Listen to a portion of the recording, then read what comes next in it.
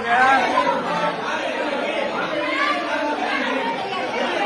என்ன சார்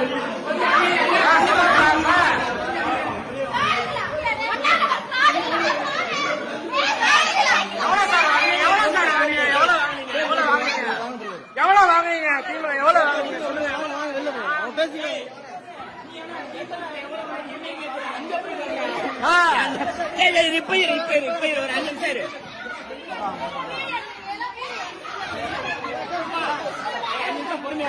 எவ்வளவு சார் வாங்குறீங்க